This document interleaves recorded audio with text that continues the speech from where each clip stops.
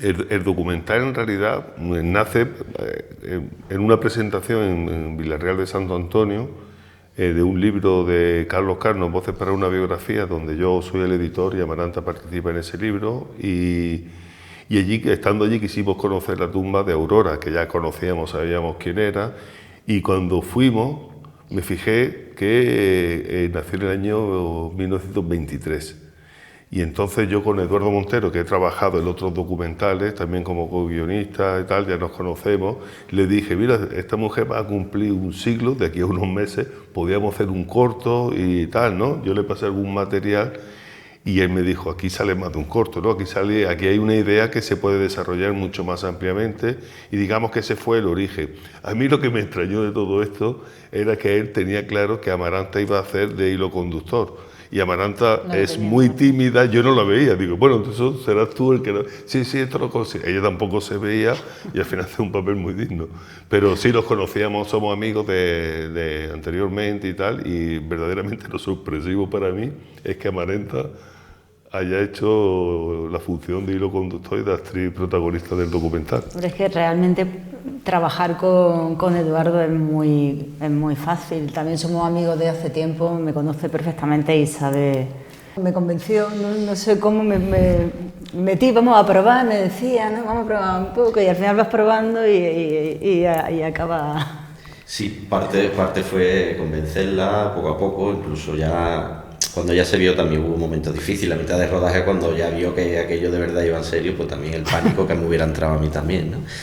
Pero también, como yo he hecho también documentales, no solo de memoria histórica, sino también así más experimentales y con otro tipo de narrativa, al final lo que también se decidió es, como ella también le da bastante corte de enfrentarse a una cámara, pues lo que hicimos todo el off fueron entrevistas solo de audio. La hicimos en el mismo estudio que de Carlos Cano, que tiene, y poco a poco, pues en varias veces se le hicieron entrevistas solo de audio y de ahí pues se fueron cogiendo los extractos conforme al guión necesitábamos y vamos montando. Entonces fue más sencillo en ese aspecto. Y luego las conversaciones con los protagonistas en el documental, pues bueno, eran complicadas porque enfrentarse a una cámara, por mucho que la mire, es bastante complicado. A mí me sigue pasando.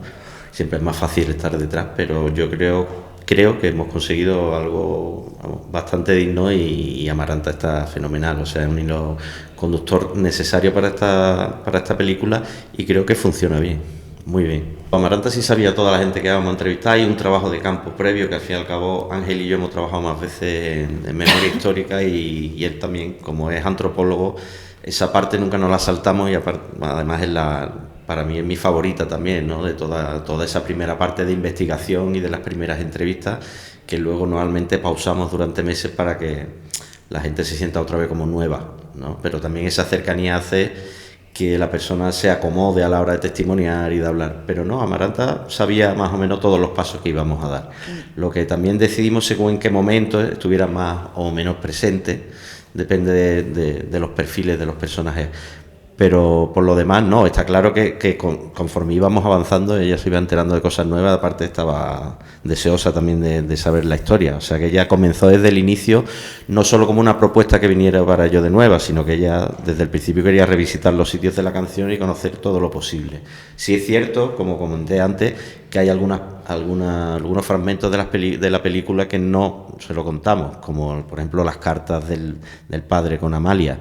Pues eso fue pues para ella un sorpresón, sin caer tampoco en ese amarillismo ni nada, porque no era caer en eso, pero sí esa sorpresa, yo creo que esos momentos frescos sí se reflejan en pantalla.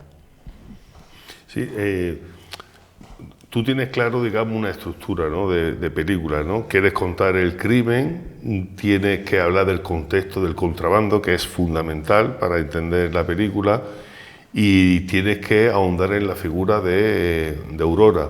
Pero teníamos que meter, que eso era lo que costaba más trabajo, que yo creo que ahí eso ha quedado genial y eso es obra de Eduardo, el tema del fado. El fado hay que meterlo, la figura de Amalia Rodríguez y la parte de Lisboa, el encuentro de Amaranta con Teresa, que eso es fortuito.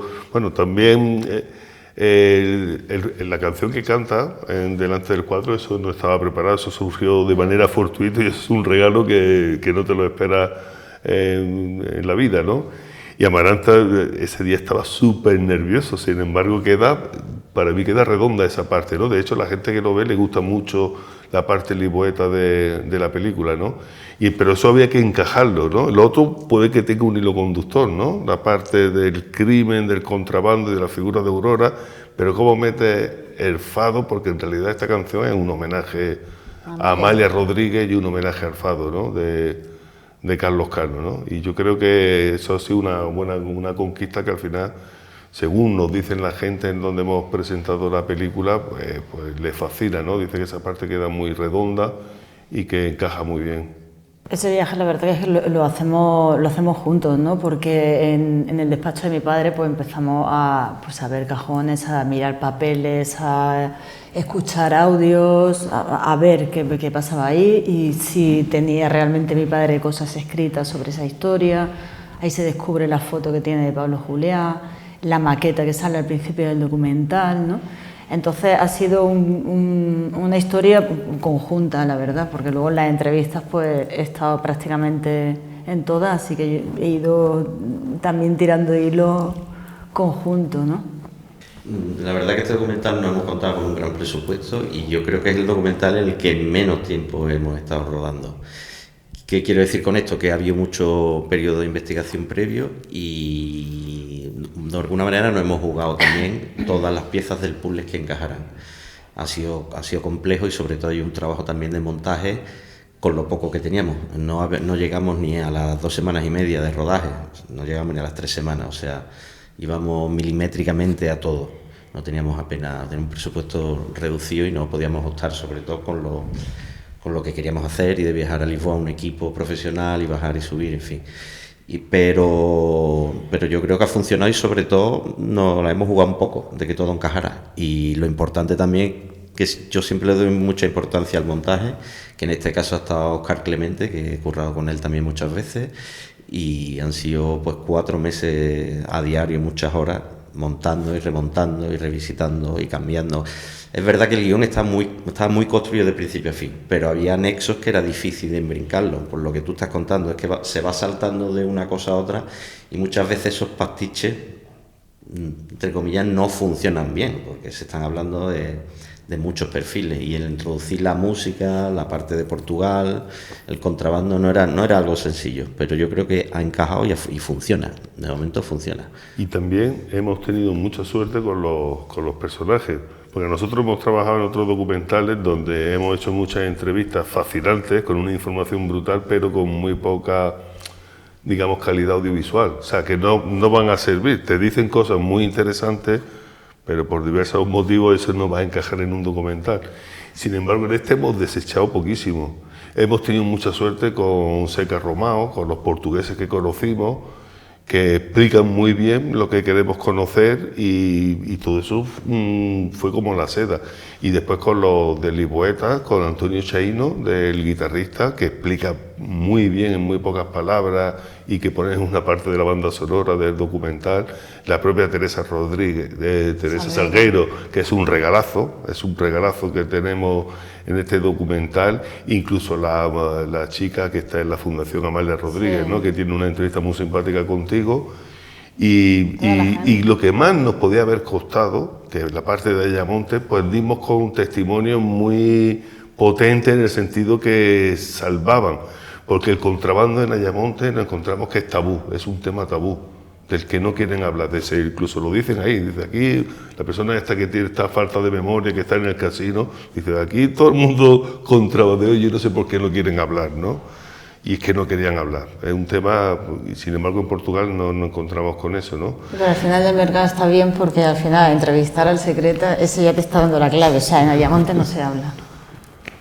Sí, es verdad que narrativamente funciona bien lo que, bueno, un poco lo que es el thriller, lo que es la investigación. Al fin y al cabo eso sí nos ayudaba también a mimetizar bastante el guión y hacerlo bastante sencillo, entre comillas, de guiarlo. Era difícil que funcionara y era jugárselo casi todo en una versión previa en papel, que tampoco era un papel escrito, pues el documental se construye también el rodaje continuamente, pero sí ver en una pared que las secuencias todas funcionaban.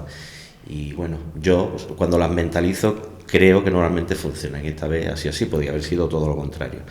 pero no nos quedaba otra, entre el poco presupuesto que teníamos para rodar tantas cosas y el poco tiempo, no quedaba otra que planificar muy bien. Entonces el hilo de investigación narrativo yo creo que funciona a la perfección para contar esta historia. Te mantiene en vilo y vamos desvelando pues otras facetas de la canción, como la antropología, la historia de frontera, la música y bueno, todo lo que contiene.